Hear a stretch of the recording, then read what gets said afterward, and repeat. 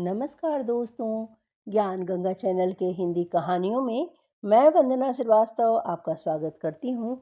आज की मेरी कहानी है माँ का हक, एक अनकही दास्तां। दोस्तों, कहानी में आगे बढ़ने से पहले यदि आप मेरे चैनल पर नए हैं तो मेरे चैनल को सब्सक्राइब अवश्य कर लीजिएगा। सर्दियों की वो ठंडी रात थी। आसमान में बादल घिरे हुए थे। हल्की हल्की बारिश हो रही थी। शहर के एक छोटे से मोहल्ले में एक टूटी फूटी झोपड़ी के अंदर एक बूढ़ी माँ कांपते हुए अपने पुराने और घिसे हुए कंबल को खुद पर कसकर लपेटे हुए बैठी थी। उसकी आंखें दरवाजे पर टिकी थी, जैसे किसी का इंतजार कर रही हो। उसका चेहरा झुर्रियों से भरा हुआ था, पर उन झुर्रियों में छिपे दर्द को शायद ही कोई देख नहीं पा रहा था। उनका नाम सावित्री देवी था। उन्होंने अपनी पूरी जिंदगी अपने बेटे अमित के लिए कुर्बान कर दी थी। पति का साया बहुत पहले ही उठ चुका था, लेकिन उसने कभी हार नहीं मानी। दिन रात मेहनत करके दूसरों के घरों में बर्तन मांजकर, कपड़े धोकर, हर हाल में अपने बेटे को पढ़ाया, लिखाया और बड़ा आदमी बनाया, इस उम्मीद से कि वह एक दिन बड़ा आदमी बन जाएगा तो सारी मुश्किलों का हल हो जाएगा। अमित आज शहर के नामी वकीलों में से एक था। बड़ी बड़ी कोठियाँ, महंगी गाड़ियाँ, समाज में सम्मान, सब कुछ उसके पास था। लेकिन जिस माँ ने अपनी पूरी जिंदगी उसके लिए कुर्बान कर दी, उसके लिए अब भी उसकी जिंदगी में कोई जगह नहीं थी।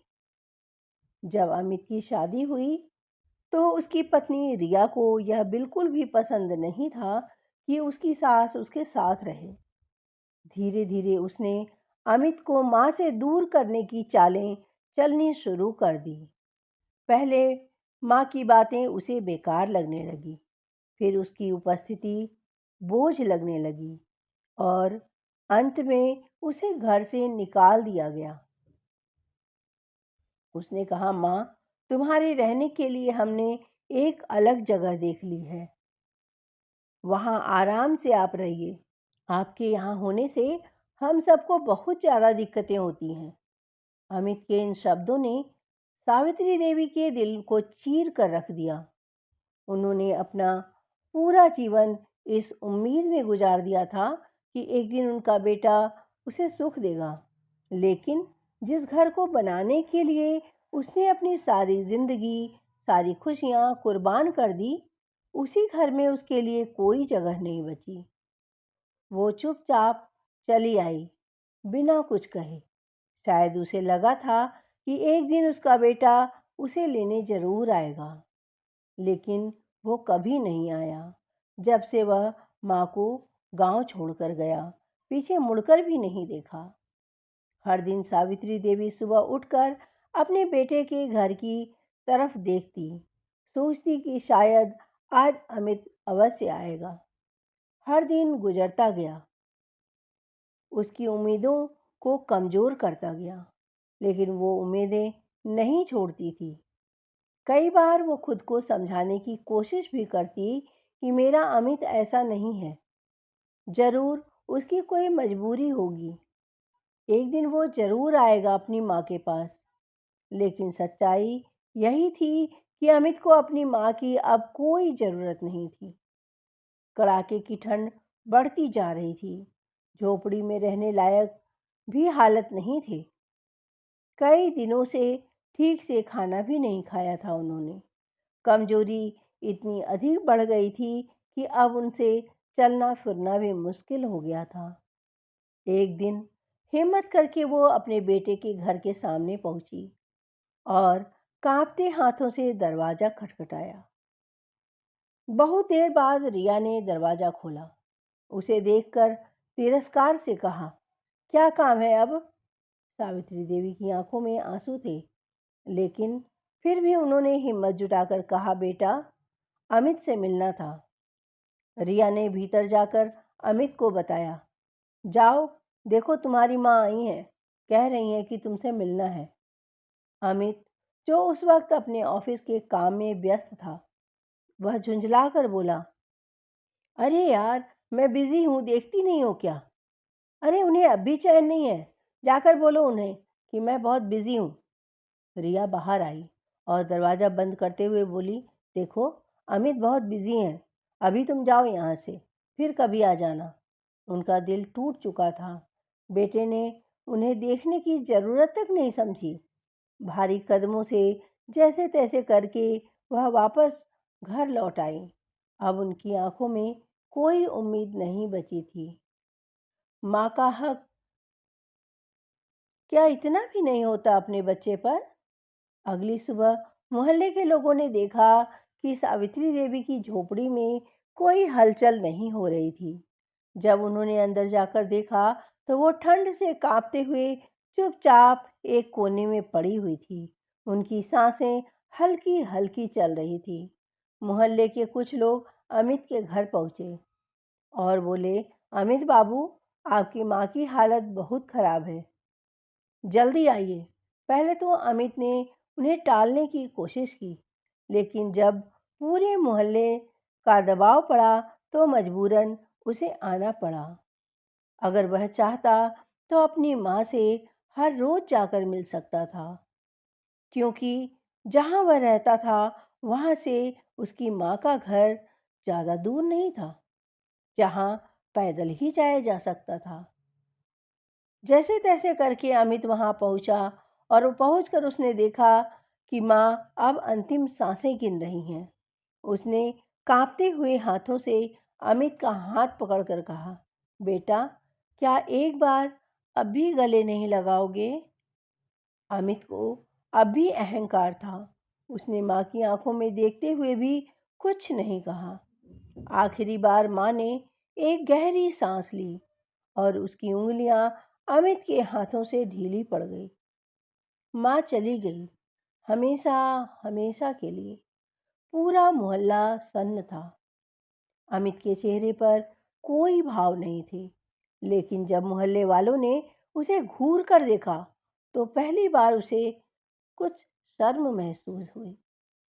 मोहल्ले के एक बुजुर्ग ने आगे आकर कहा, अमित बेटा, तुम्हारी माँ ने तुम्हारे लिए अपनी पूरी जिंदगी दे दी, लेकिन क्या तुमने ये क्या किया?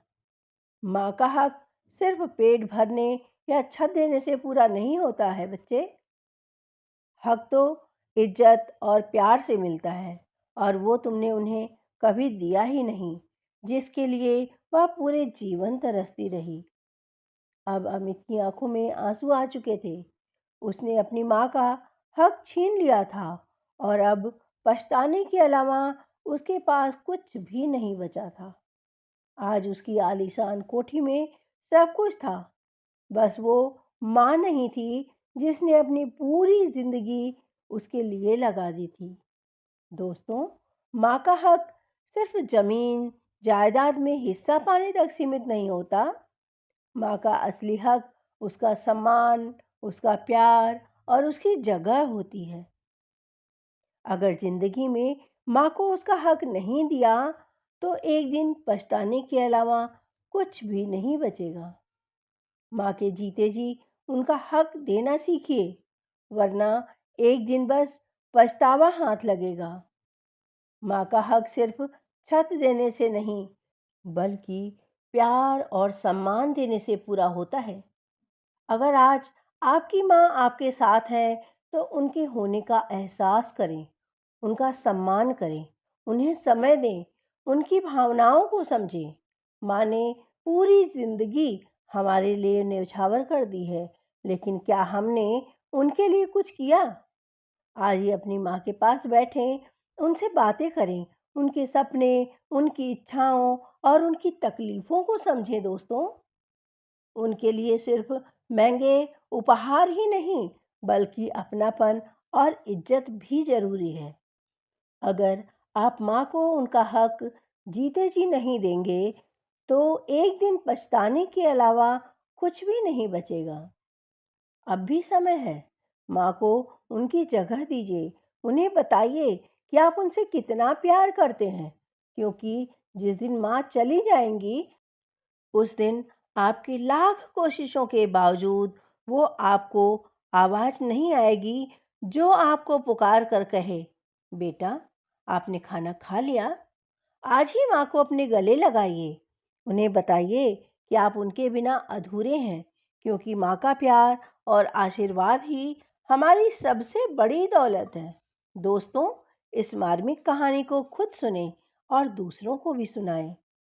हो सकता है कि इस कहानी से किसी को सीख मिल पाए और जाने कि कैसे एक माँ जो कभी इस घर की रौनक थी, अब अपने ही घर में पराई हो गई है।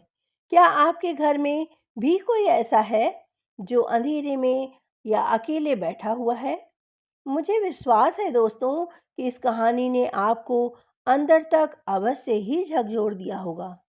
अगर यह कहानी आपके दिल को छू गई हो तो इसे ज़रूर सुनें, कमेंट्स करें, अपने विचार साझा करें, इस कहानी को शेयर करें। मुझे आपके सहयोग की नितांत आवश्यकता है। दोस्तों, प्लीज़ सहयोग करें, कमेंट्स करें, लाइक करें, शेयर करें। मिलती हूँ फिर एक नई कहानी के साथ।